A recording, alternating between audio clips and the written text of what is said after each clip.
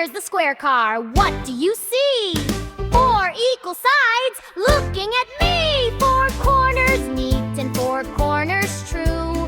Boxy and perfect, pixelated and new. Choo-choo, here we go again.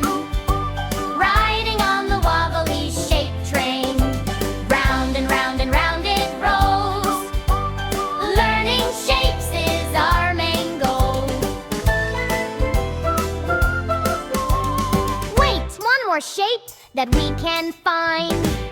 It's the triangle right behind. 3 little sides and 3 corners too.